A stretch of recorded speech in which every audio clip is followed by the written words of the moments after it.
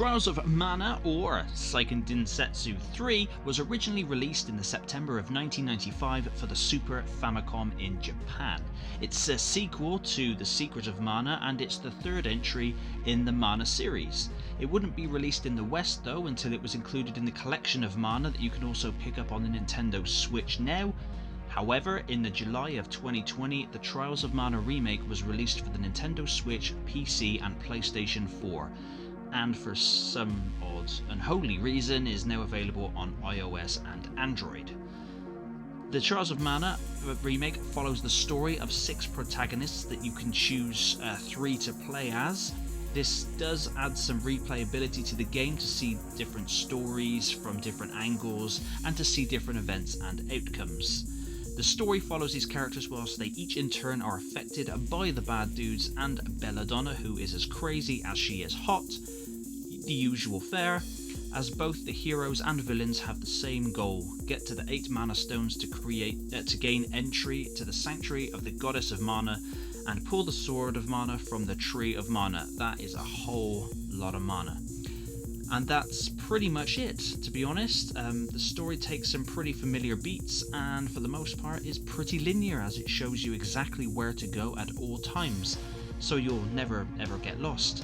The characters are good, although the voice acting and facial animations and walking animations are quite wooden. Also, the movement for a couple of the characters is very odd, almost like they're running on ice. I got used to it eventually, but it was a little jarring to start with. Hawkeye is the most prevalent and he's the character that I chose to play as mainly.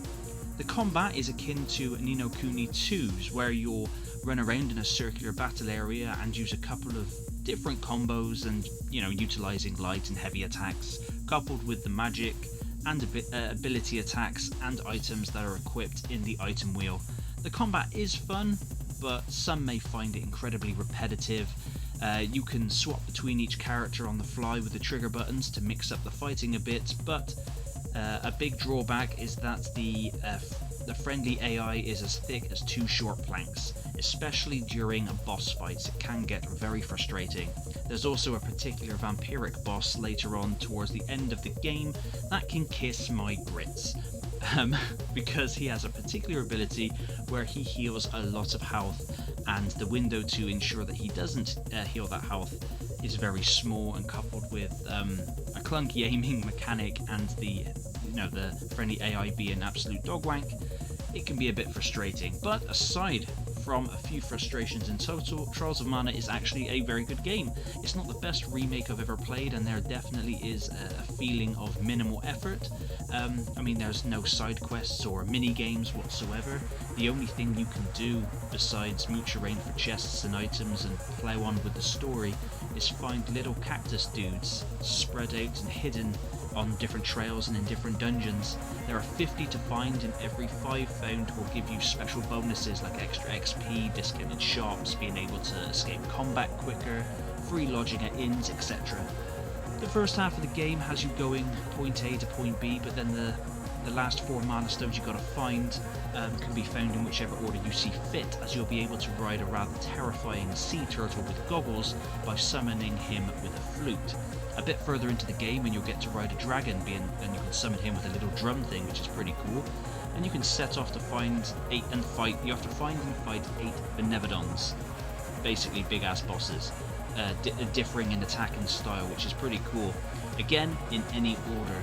You can also land in all the towns and areas that you've visited as you wish, to carry on finding chests or cactus dudes that you may have missed. Or even to grind up some levels, if you need to grind. I did minimal grinding, so it wasn't too bad. But once certain parameters have been met, you'll also be able to change each character's class. And a bit further on, you'll need a specific class item, which will be randomly dropped from special seeds, which can be planted in pots, usually found in inns and next to one of the safe statues in the sanctuary. You can also gain the item seeds, the range from silver, gold, rainbow, that can be put into the pots to gain special items for gaining stats and healing and battle items. It also goes without saying that as your characters level up, you'll be able to apply stat points to strength, intelligence, speed, etc. And the more you have in a particular field will then obviously grant different attacks and bonuses and perks and stuff. Trials of Mana is a good action RPG with a cool, if a little samey combat, good characters, and a colourful world to traverse. The game also has some really cool boss fights, like I mentioned, with the Benevodons, although, you know, with minimal grinding, the final boss was, to be honest, a bit easier than that stupid vampire. But yeah, enough about that guy. But where the game falls majorly short is in the graphics department. It looks good, but there's a lot of pop-in and muddy textures. It's got a lack of side content, which makes flying around freely later on in the game seem like a wasted opportunity to get some extra content in there, and its animations and the characters' faces and movements are just also lacking. Over the course of my playthrough, it crashed once whilst I was changing class, but one crash in just under 16 hours of gameplay ain't bad.